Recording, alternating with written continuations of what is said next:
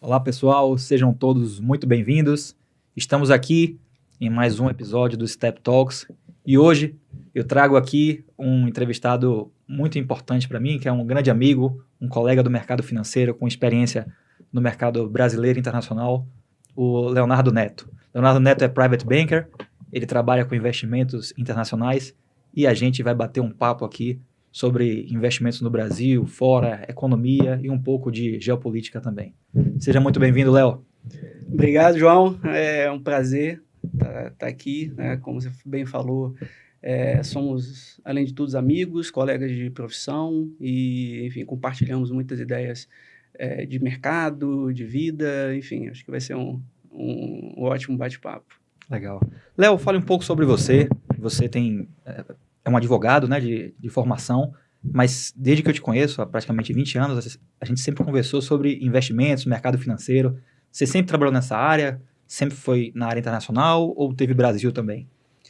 Então, eu sou advogado de formação, né, mas sempre fui apaixonado pelo mercado financeiro. Desde que eu entrei na faculdade, eu já investia, eu já procurava me aprofundar ali em temas. Na época, ainda tinha ali em 2004, 2005, ainda você tinha aquela parte da XP, de educação muito forte, né, com palestras e tudo. A gente não tinha muita informação aqui, né, então você tinha que correr atrás do que tinha. E eu sempre saía futucando aquilo, ia para o Twitter, ia para né, blogs lá fora, e, enfim. Então, fui adquirindo conhecimento e fui, paralelamente, atuando como advogado, né, mas também cuidando ali como investidor, e você vai cuidando da carteira de pai, de mãe, enfim, de amigo, aquilo, até que chegou uma época que eu vi que eu tinha que passar para o outro lado do balcão, né? E aí me especializei, né? Fiz a certificação e comecei a trabalhar, né, com isso. E assim, foi uma mudança de carreira que fez muito sentido para mim, porque, né, para mim, assim, profissionalmente mudou da água para o vinho, né? Acho que é realmente o que eu tinha que fazer na minha vida. E hoje estou trabalhando né, majoritariamente com o mercado internacional, né? Eu já fazia isso há muito tempo. Eu comecei a dolarizar, assim, o medo que vocês têm hoje, né, da reeleição do Lula, eu tive lá atrás, na reeleição da Dilma, em 2014. Então, eu já comecei ali. Ali eu já tinha, antes mesmo dela se reeleger, eu já tinha aberto conta na Interactive Brokers, já peguei dólar abaixo de 3 e, enfim, já, né, na época, investindo em ouro, enfim, e comecei aí, desde então, se abrir uma nova frente, né, para mim, e aí eu comecei a focar muito mais no mercado internacional do que aqui, né, no mercado interno. E foi a melhor coisa que eu fiz, né, porque você tem, né, nesse tempo todo aí, você tem a valorização da moeda, você tem um mercado muito mais desenvolvido, você tem empresas muito melhores, um ambiente de negócio muito melhor, né? Você consegue, como investidor, você consegue se realizar, assim, analisando uma tese, né? Prevendo alguma coisa que vai acontecer e aquilo se concretizando realmente. É um ambiente muito mais fluido, não só para né, o empreendedor que está lá fisicamente, mas para o investidor também, que investir também é uma forma de empreender, né? Você vai virar sócio ali da empresa, analisa. Então, é um ambiente muito mais saudável, né, com muito mais liquidez, com muito mais né, oportunidades. As maiores empresas que estão lá não é à toa, né? E, enfim, então eu fiquei muito mais focado no mercado lá de fora. Então, você começou a investir pela pessoa física, né? Porque a gente sempre conversa sobre isso. Isso. E depois, hoje, você ajuda famílias a investir fora do Brasil. A gente conversa bastante sobre essa parte de como é diferente tanto o know-how técnico quanto a expertise que você precisa para investir no maior mercado de capitais do mundo, ao investir no mercado brasileiro, que é basicamente um mercado movido a crédito, né? E renda fixa. Sim, sim. O que a gente tem visto ultimamente, pelo menos nessas últimas 8, 9 semanas, né, que tem bateu o recorde desde a criação do Plano Real, de semanas consecutivas de queda da Bolsa Brasileira. Isso. Certo? Você acha que esse é um movimento temporal ou ele veio para ficar aí pelo menos até as eleições? Bom ponto, bom ponto. Eu até, né, eu gravei um vídeo sobre isso já acho que estava na 4ª ou 5ª semana de queda, que eu já tinha percebido isso. Quando a gente tem muito tempo de mercado, a gente começa a identificar de onde vem o fluxo, né? Quem está comprando, né? E o Brasil, ele fica muito à mercê do fluxo estrangeiro.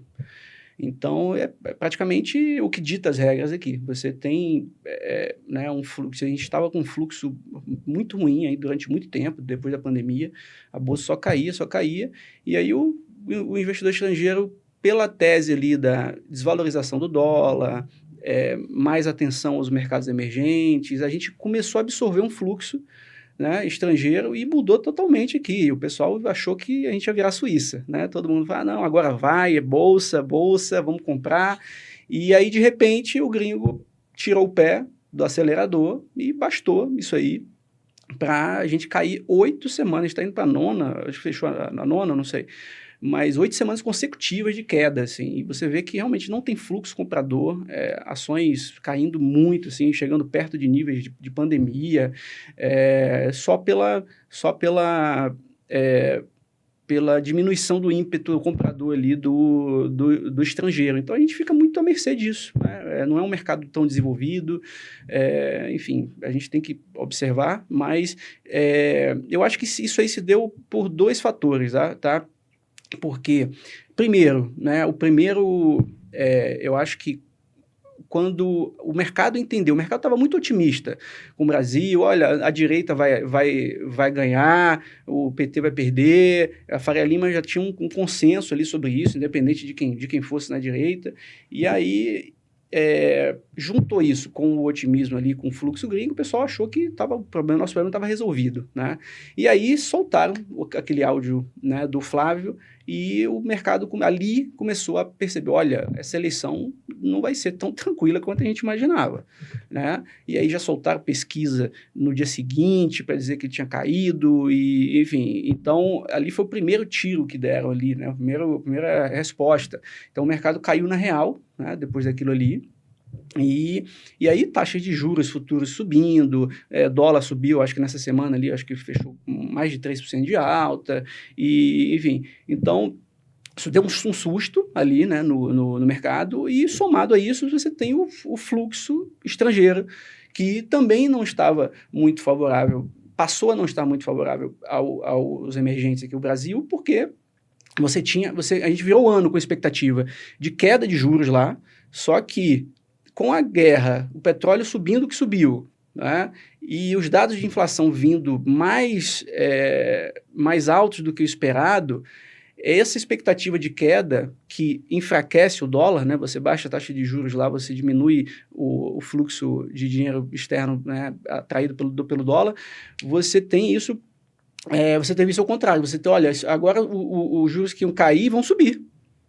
E aí, na sexta-feira, quando foi divulgado, né, o payroll, né, que são as vagas de trabalho dos Estados Unidos, que é outro elemento muito importante para definir a taxa de juros, e estavam esperando, eu acho que uns 80 mil postos de trabalho criados, e veio mais do que o dobro. E aí quase 200 mil postos de trabalho criados, né? É que no Brasil não tem, né? Esse indicador não conta aqui. Aqui você analisa juros, inflação e não analisa geração de emprego. Isso. Lá, quando a economia aquece, isso é um balizador para ver onde é que vai o CPI americano, né? Exatamente. Então, assim, se já estavam preocupados com a inflação por conta do petróleo né, e toda essa cadeia que mexe ali, né, de transporte, de tudo, depois desse dado de economia aquecendo, aí tiveram a certeza, falaram, não vai cair mais juros, agora é provável que suba. E aí o mercado deu aquela derretida, né, o fluxo, o dólar se fortaleceu, né, porque a taxa de juros lá aumenta, isso aí chama mais o dólar para lá para dentro. Então, o dólar se fortalece e aí, frente ao real também, a gente continua aí se desvalorizando desde então. Então, juntou tudo, né? Eu acho que teve né, obviamente, teve essa questão interna do mercado. Olha, não está dado, não. É mais provável que o Lula ganhe aqui do que a direita leve. Né? E mais isso dos Estados Unidos. A gente está num cenário brasileiro aqui bem complexo agora, né? Porque as taxas de juros, como você colocou, elas abriram e assim, abriram e não estão demonstrando um horizonte de fechamento tão próximo. Uhum. O que a gente ouviu o tempo inteiro aqui na Faria Lima é IPCA mais 6 é ouro. Depois o IPCA mais 7, que era a melhor coisa do mundo. Aí agora está pagando IPCA mais 8,5, mais 8 e alguma coisa. Então, é o tempo inteiro uma forçação de barra para dizer que o melhor investimento do mundo é comprar IPCA+. Né? Ainda tem uma desonestidade intelectual muito grande, que ou é desonestidade intelectual ou é desconhecimento, porque eles comparam uma moeda, Sim. que é o dólar, com um índice investido. Sim. Eu nunca vi isso. Né? O IPCA mais 6 é comparado com o dólar no colchão. Sim. Então, assim, toda vez que eu vejo essa comparação, eu fico assim, abismado, porque ninguém compra dólar para deixar ele parado na conta. Né? A maioria das pessoas que investem nos Estados Unidos investem via 401k, que é um plano de previdência privada, a maior parte das pessoas lá, e ele geralmente está investido boa parte no S&P 500, né? Que é um índice que entrega mais ou menos 11% ao ano. Porra. Aí o cara compara aqui o IPCA batendo 4 com o mais 6 ali. Com o dólar na conta. E compara com o dólar na conta. E assim, as pessoas acreditam nisso. Sim. Deixam de enviar dinheiro para fora, deixam de pensar no futuro da família deles. O que é que você acha? Você acha que isso aí é feito de maldade, essa comparação, ou é desconhecimento? Eu acho que é os dois.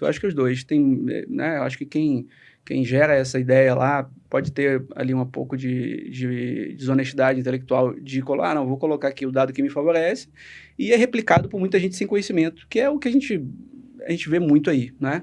Então, eu acho que é isso, mas é muito perigoso, tá, essa abertura de taxa de juros a níveis alarmantes mesmo, porque já estava alto, as empresas estão sufocadas aqui no Brasil, ninguém aguenta mais, assim, não se vislumbra mais, eu acho, mais 4 anos de juros altos, do jeito que está, ou subindo, né, que eu acho que em caso de reeleição é o que vai acontecer. Só que, ao mesmo tempo, o governo não consegue se financiar mais, oferecendo 14, ou baixando, oferecendo 13,75, então eles já viram, olha, não tem como, a gente vai ter que subir essa taxa aí, que antes era 6, passou a ser 7, passou a ser 8, porque ninguém quer mais emprestar, ninguém confia mais no governo para emprestar dinheiro a qualquer preço, então ele tem que subir a taxa, ele tem que oferecer mais retorno, e isso é perigoso, tem gente que enxerga isso como oportunidade, mas tem até aquele meme lá, né, de que o IPCA mais 3 é ruim, o mais 5 é bom, e só que o mais 8, ele já... Risco de calote. Aí fala, não, seria, né, naturalmente seria bom, mas já é tão bom que...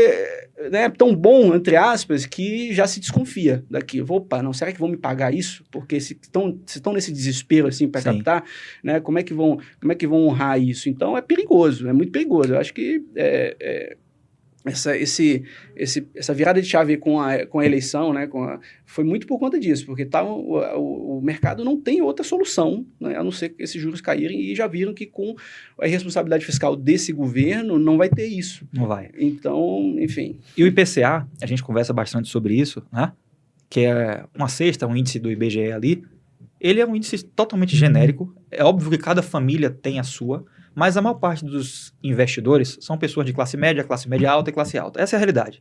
O resto das pessoas do Brasil estão endividadas. Essas pessoas não só não têm dinheiro parado em conta, como elas devem. Sim. Então, essas aí não são o público normal que a gente está levando essa conversa. Infelizmente, elas são vítimas da inflação. A inflação da classe média teve uma postagem, que até eu fiz esses dias, que ela está em média de 9,6%, colocando creche, colocando escola, colocando aluguel e colocando carne, certo? Então, aquela ideia do IPCA mais 6, mais 7... que protege você contra a inflação, já cai por terra. Porque se você tem inflação média de 10, é só você olhar o aumento de escola, eu tenho filhos aqui, é 9,6, entendeu? Se você vai olhar ali o aumento da carne nos últimos 12 meses, foi 10%. Então, assim, não adianta você se iludir que esse 4, 5% do IPCA vai te proteger. Não. E a gente conversa sobre isso, que o que protege de verdade são boas empresas expostas ao dólar. Isso. Porque ela consegue realmente repassar para os produtos e serviços que ela fornece para o público, não é? Isso. Aquele produto já corrigido. E ela é tão boa que ela pode aumentar e o consumidor ele não tem o que fazer. É o caso do... Eu até falei esses dias. Tem uma empresa que eu gosto muito, que é a Nebius, que é a infraestrutura, né, de inteligência artificial, que ela do nada, aí um mês, ela aumentou o preço dela em 30%. E acabou. Fim de papo, ninguém chiou, porque está precisando muito daquilo.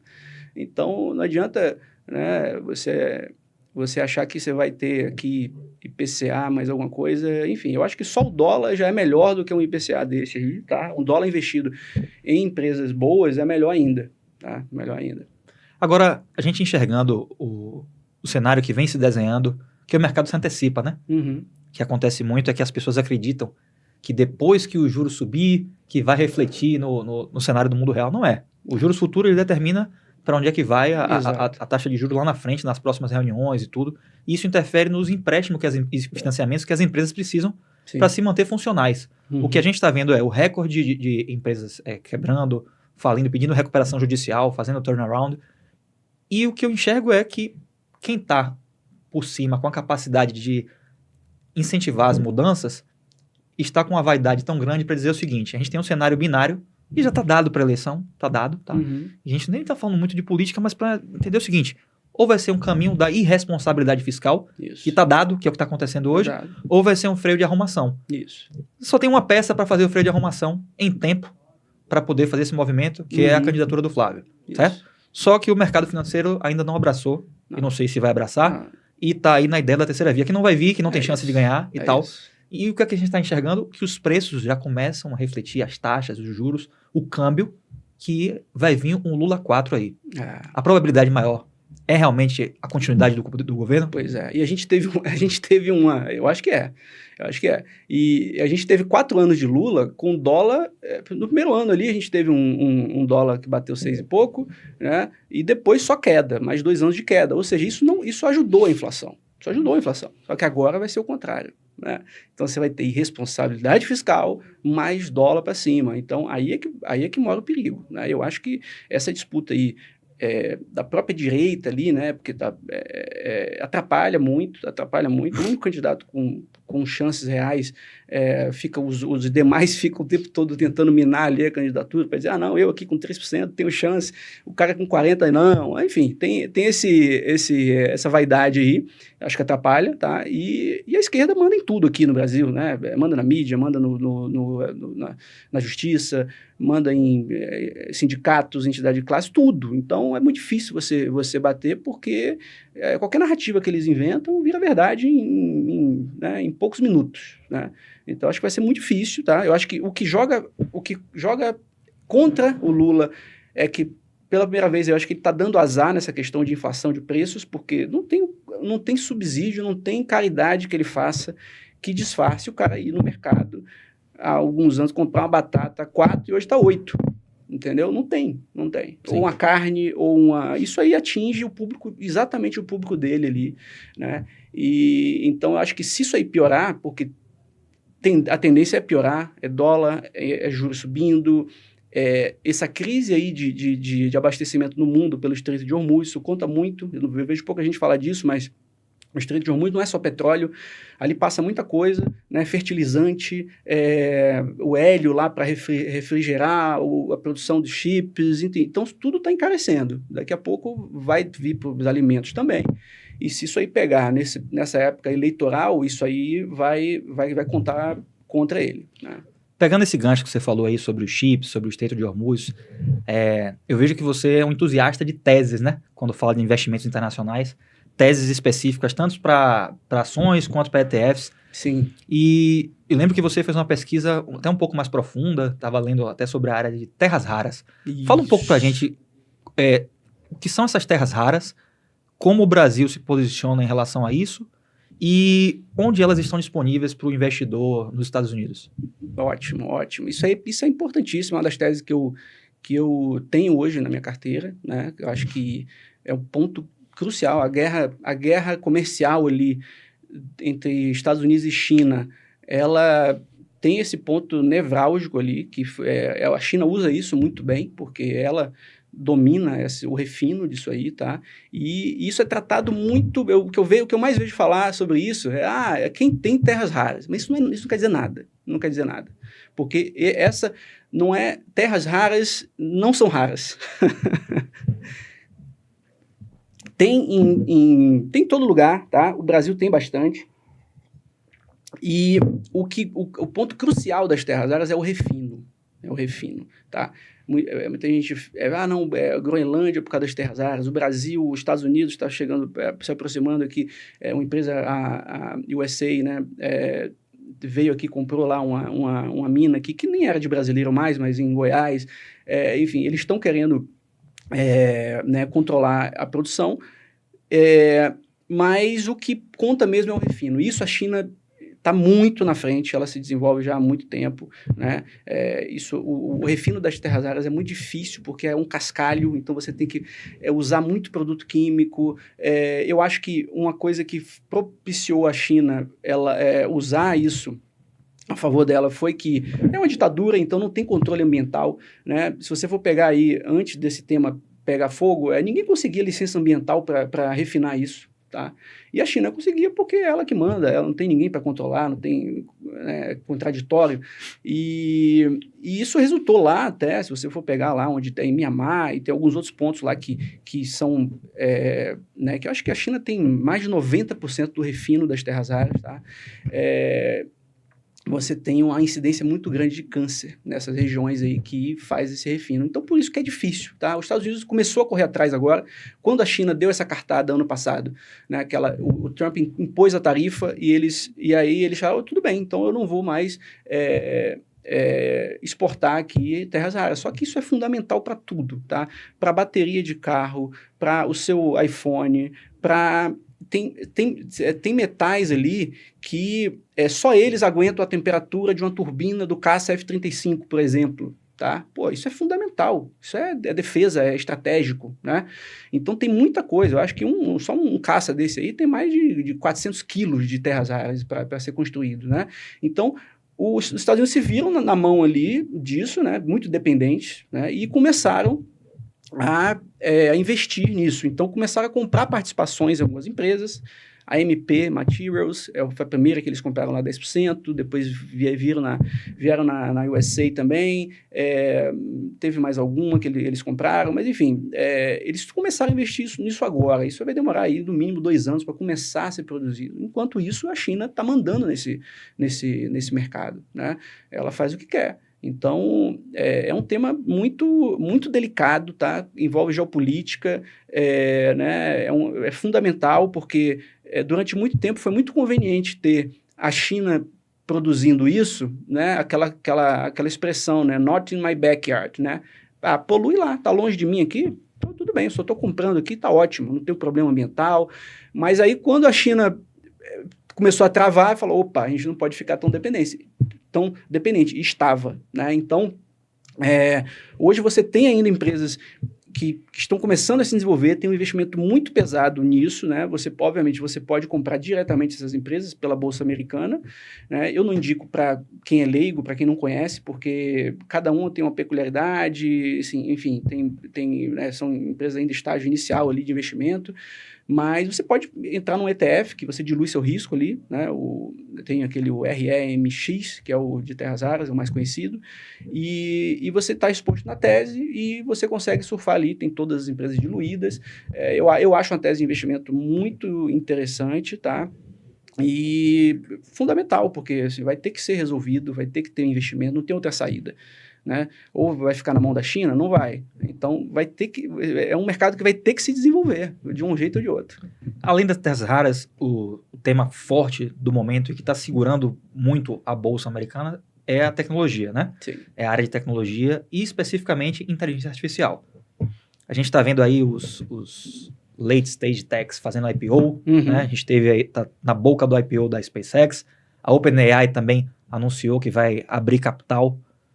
Você enxerga também que essa é uma área que merece uma atenção contínua?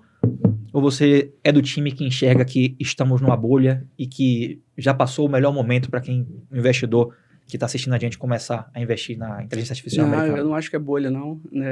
Não acho que é bolha. Isso é um dos temas estratégicos, tá? Se você for pegar hoje o tema, até assim, eu brinco que hoje você não tem tanta coisa que você analise assim, no fundamento, né, como a gente fazia antigamente. Os temas hoje são muito mais geopolíticos, tá? Então, se você pegar ali até o plano de governo do Trump, você vai ver que tem muita coisa de que a gente está falando ali que está no plano de governo como investimento estratégico, tá? Inteligência artificial, a produção de chips, terras raras, energia nuclear, porque você não vai... né, você vai precisar de energia para suprir isso, né? Sim. Então, a própria mineração, sem ser de terras raras, mas né, os Estados Unidos têm um potencial enorme que nunca foi devidamente explorado por políticas muito protecionistas ali ambientais, desde Clinton, Obama, todo mundo, né, Biden. E aí eles facilitaram agora essa exploração, porque estava todo mundo ali explorando os Estados Unidos com potencial enorme e produzindo pouco, né? Então, isso é estratégico também, cobre, né, os minerais de terras raras também, você tem vários pontos dos Estados Unidos que você tem disponível, e, enfim, então eu acho que AI, né, inteligência artificial, assim, eu trato como uma revolução industrial, assim, né, a gente teve lá atrás mecanização ali do agro, né, que isso já deu um salto ali de produção na humanidade. Depois você teve Revolução Industrial, que mudou drasticamente ali, uma pessoa que produzia uma coisa em determinado período de tempo, depois de usando máquina, produzia por 40, enfim, a humanidade deu um salto com aquilo. Eu acho que a inteligência artificial é um movimento desse, tá? É um movimento desse. É óbvio que não é uma tese só, tem muita coisa envolvida ali, né? Tem produção de chips, tem a infraestrutura, tem o armazenamento da energia, tem a produção da energia, né? Então, tem muita coisa envolvida. Eu acho que ainda tem muito espaço. Óbvio que tem coisas que, pela escassez até, por exemplo, as empresas que produzem chips, elas estão explodindo na bolsa, né? Todo dia o negócio sobe 10%. Você pega Micron, você pega aquela SK coreana, Intel, que estava morta lá, daqui a pouco o governo também injetou dinheiro e está subindo. Tal. É óbvio que não dá para entrar numa empresa dessa sem você suportar um drawdown bom ali, porque está num momento volátil, né? Eu gosto muito de analisar o time do mercado. Então, assim, eu nunca entro de peito aberto assim, num negócio desse. Eu espero uma quedinha, tipo, sexta-feira a Micron deu uma queda importante, caiu mais de 10%. Aí, tudo bem, você compra, já voltou tudo. Enfim, mas tem muita coisa, assim, a infraestrutura de AI tem muita coisa envolvida, né? Você tem que primeiro decidir ali o que você acha que vai ser fundamental, né? Eu já adianto aqui que eu acho essa parte de armazenamento de energia e de produção de energia muito importante. Eu acho que energia nuclear está sendo ressuscitada aí muito porque viram que não tem como suportar, só a energia nuclear tem a densidade energética suficiente para você dar conta disso tudo, tá? Boa. Tem uma tese também, Léo, que é para fechar nosso ciclo aqui de terras raras, AI, que a gente bater um papo também sobre ela, que eu queria que você falasse um pouco.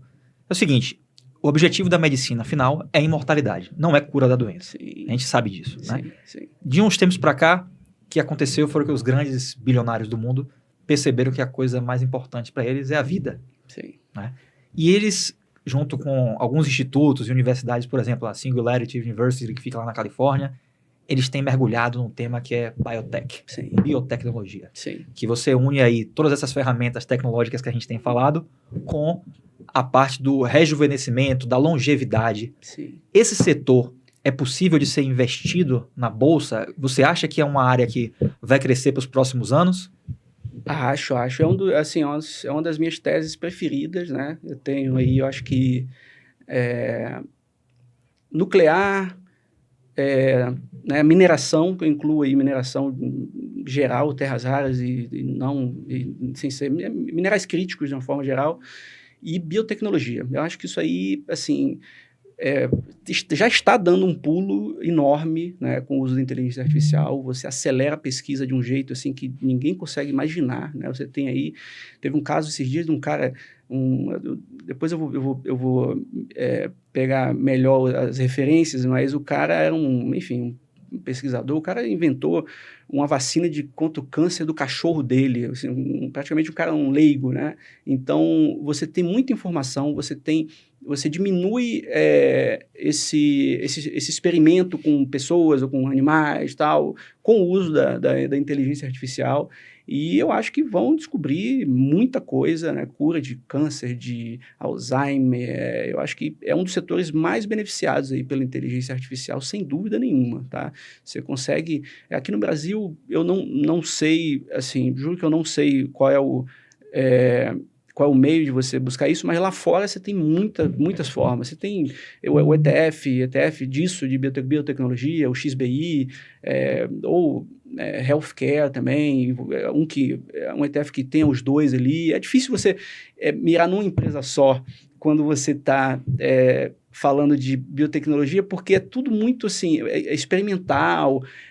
As empresas valem pouco, e aí do nada ela descobre ela passa para a fase 2 no estudo, e aí ela sobe assim, 50% assim, num dia, sabe? Porque isso muda tudo, né? Então, assim, eu tenho algumas preferidas, né? Mas enfim, eu estudo bastante esse tema, mas para quem chegou agora, eu acho que tem ETFs aí bons, né? Que você consegue se expor a essa tese, e que a tese é realmente para multiplicar, né? Porque uma empresa que descobre um medicamento desse, nossa, isso aí é escalável de uma forma que não dá nem para imaginar. Está muito claro aqui, pelo que a gente está conversando, que faz sentido você investir na renda fixa no Brasil, né? Sim, aproveitando esse momento que o Brasil paga taxas altíssimas. Uhum. Saiu até um comunicado agora, acho que saiu até o Boletim Focus novo, colocando que os juros vai ficar 14% mais aí por um bom tempo. Sim. Na minha opinião pessoal, acho que não faz sentido nenhum você fugir do CDI para buscar aí travar pré-fixados ou travar IPCA mais, porque a diferença vai ser pequena, a marcação a mercado na sua carteira vai ficar ali incomodando.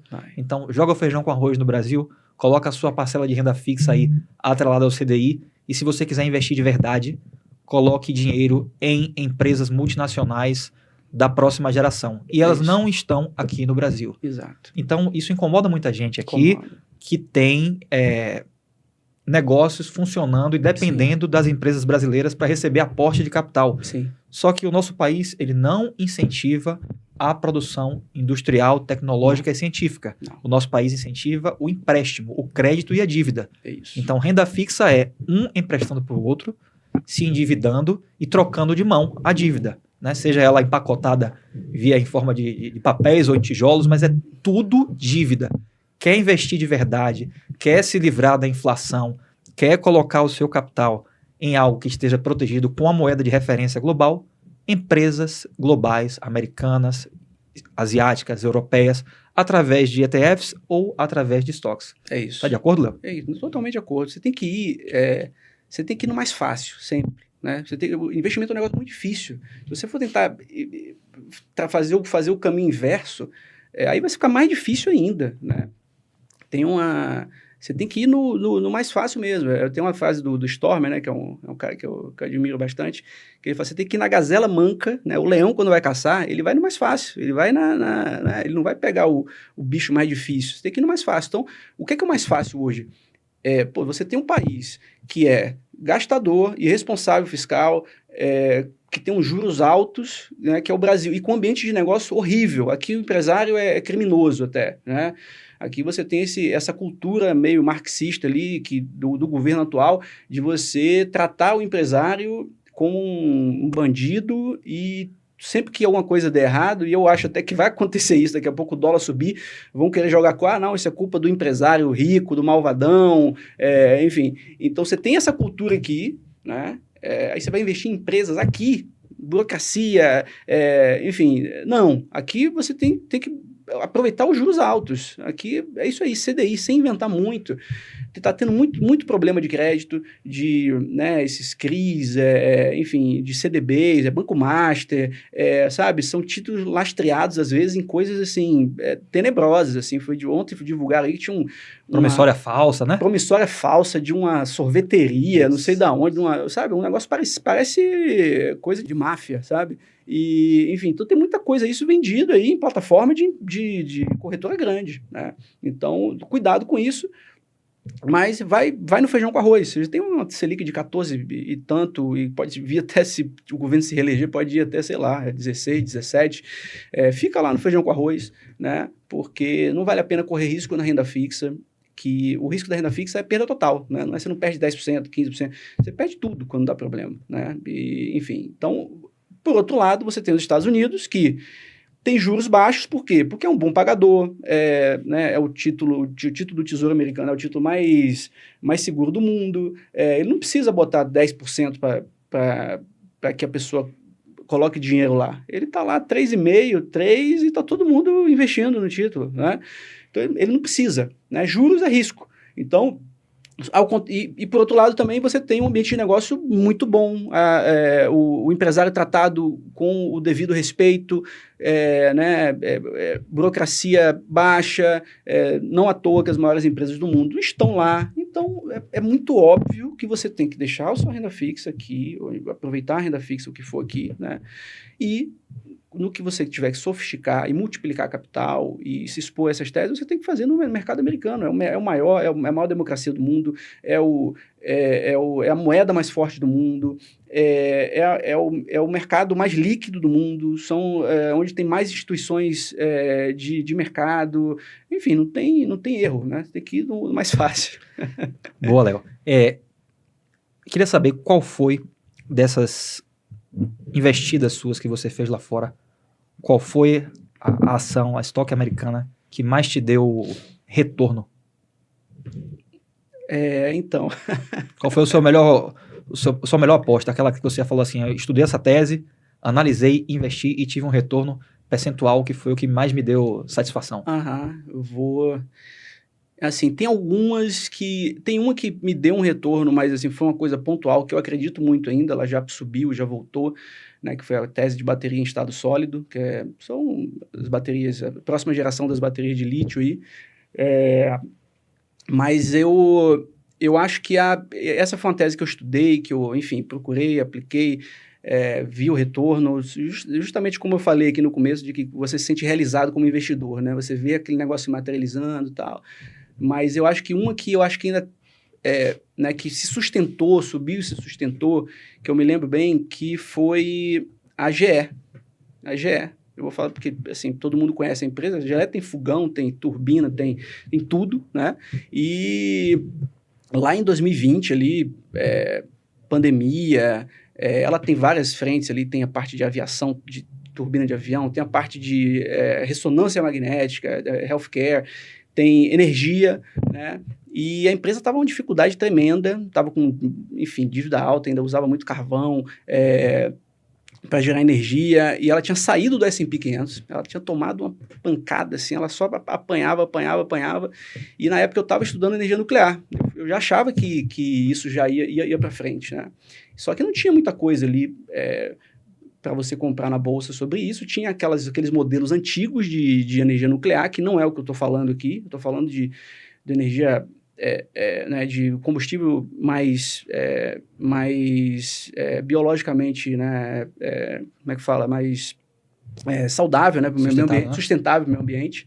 E aí eu descobri que a gente estava investindo numa empresa dessas aí, a TerraPower, que ela estava fazendo um reator, esses reatores menores, né, que eu acredito muito nesses médios e pequenos reatores nucleares. E a GE estava, por meio de uma joint venture, ela estava investindo junto com a Hitachi nessa empresa. Eu comecei a analisar a GE por muita coisa. Ela tinha caído muito por causa da parte de aviação, porque a pandemia bateu em todo mundo. Então, foi aquela gazela manca que eu falei aqui no começo. Falei, putz, isso aqui é uma empresa milenar que tem infiltração, né, em todos os países do mundo e está investindo nessa tecnologia. E quando eu investi, eu achei assim, eu falei, isso aí é para 2030, sabe? E ela começou a dar resultado rápido, porque, enfim, a parte, né, de aviação voltou, a parte de energia também, ela se ramificou agora, ela fez um spin-off, e tem a parte de a GE Vernova, que é a parte de energia, que está muito focada nesse reator nuclear deles aí, que eu boto muita fé nisso, e ela, assim, desde que eu comprei até hoje, acho que já subiu mais de 600%, assim. Isso em 6 anos, né? Então, 100% por ano. Pois é, você está vendo aqui como é complexo, como é técnico, analítico, profundo, requer uma análise fundamentalista, análise gráfica, análise de fluxo. Então, você que é investidor, pessoa física, que trabalha em outras áreas, que tem a sua renda através do seu trabalho, não arrisque, não tente prever o futuro, contrate profissionais e empresas sérias para poder te auxiliar nesse processo, continue fazendo o que você faz de melhor, que você não vai enriquecer investindo, você vai enriquecer com o suor do seu trabalho, e o investimento em paralelo vai fazer esse movimento que o Léo colocou aqui, que é potencializar aquele capital que você consegue salvar, né? Aquele dinheiro investido, ele vai crescendo junto, tanto para te proteger da inflação, quanto para quando acontecer um movimento como esse, que você acerte uma tese de investimentos, ele vem alavancar o seu capital. Isso. Eu faço esse disclaimer aqui porque muita gente se empolga com uma conversa como essa, bem interessante, com temas extremamente empolgantes, e acaba depois indo para a inteligência artificial, para o ChatGPT, para o Google, tentando achar a bala de prata para enriquecer rápido. E essa possibilidade está fora do radar. Exato. E essa empolgação aí, tudo que você bota muita emoção no investimento, geralmente dá errado, tá? Né? Geralmente, o investidor ele tem que ser contraintuitivo, né? Na hora que está todo mundo ali falando muito, não, isso aqui vai multiplicar, tal, é a hora que já foi, é a hora que já aconteceu, já subiu, já, sabe, ou já subiu uma parte. E o contrário também, quando ninguém está acreditando, foi o caso do GE. Já estava todo mundo, vai falir esse negócio não vai dar nada, tal.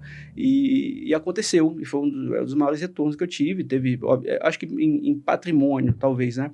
Em percentual, acho que foi Nebius, do ano passado para cá. E pelo tempo, né? Pelo tempo, porque aí foi, enfim, praticamente um ano, 1.200%. Mas, geralmente, eu acho que o recado que a gente deixa, assim, que eu gostaria de deixar para o investidor não é nem buscar, busca mais a técnica, olha, presta atenção, não, cuida da emoção, evita fazer besteira, evita comprar quando está todo mundo empolgado, evita vender quando está todo mundo no desespero, e vai se treinando para fazer o contrário, né? Eu acho que, cara, mais da metade, assim, da rentabilidade que eu tenho vem desse pensamento aí, desse treinamento que você vai tendo durante o tempo ali, porque é difícil você ver comprar com o negócio caindo muito, com o negócio, com todo mundo com mídia negativa em cima, né? E ao mesmo tempo é difícil você deixar de comprar também quando está todo mundo empolgado, né? Então, controla a emoção, controla a ansiedade, o FOMO que a gente fala, né? E que você já está na frente de muita gente aí. Legal. Léo, é sempre uma satisfação enorme conversar com você. Eu sou apaixonado no investimento internacional, nesses temas, nessas teses que você traz para a gente debater ao longo do tempo também. E estamos finalizando aqui o nosso bate-papo. E queria que você deixasse uma mensagem aí para o público que está assistindo e onde eles podem te encontrar, suas redes sociais, como é que eles conseguem encontrar você para bater um papo e até para te chamarem para conversar. Então, o prazer é meu, né? Pô, o João é um cara que eu gosto muito, a gente conversa muito, né? A conversa sempre produtiva e a gente gosta das mesmas coisas, né? Enfim, então sempre flui, sempre sai coisa boa, né? E então, assim, eu acho que o recado principal é esse, cuida, né? Cuida de como você se informa, né? Procura gente séria, né? Não vai pela promessa de ganho fácil, né? Esse jogo aqui é um jogo chato e de longo prazo, tá? Não é oba-oba, não é um negócio que vai subir no mês seguinte, não. Você tem que fazer a base sólida, né? Então, procura ajuda de profissionais mesmo, que já tem experiência. Tempo de tela é muito importante, né? Você vê hoje, tem muita gente que começou a comprar ali uma açãozinha ou outra ali, que já está dando recomendação e tal. Então, procura gente séria, né? Enfim, e busca fazer um caminho de longo prazo, fazer um jogo de longo prazo mesmo, instituições sérias, moedas fortes, né? Ambiente propício para você investir. E, enfim, quem quiser, né, falar comigo, eu tenho Instagram, eu tenho um canal no Instagram lá também, vocês podem procurar, por Léo Neto, né, Neto com 2 T's, e lá tem um canal que eu posto essas teses lá de vez em quando. Eu estou começando agora, né, antes ficava mais entre amigos, mas aí eu comecei a expor mais lá agora, então sempre tem um comentário, alguma coisa importante que aconteceu, eu vou colocar alguns artigos também sobre esses temas todos aí de geopolítica, essas teses de investimento, né? Eu vou colocar artigos no Substack também, enfim, para gratuito, né? Não tem nada, é como se fosse um hobby para mim mesmo, que eu gosto. Legal, muito obrigado, Léo. E muito obrigado a todos vocês que ficaram aqui até o final, que assistiram esse bate-papo nosso aqui. Toda semana temos um convidado desse nível, desse padrão aqui, bacana que pode agregar bastante para a gente, certo? Aqui, como sempre, no final dos nossos vídeos eu deixo aqui o QR Code, um formulário, se quiser bater um papo comigo, conversar sobre algum dos temas que a gente tratou aqui, fiquem à vontade também. Espero vocês na próxima semana.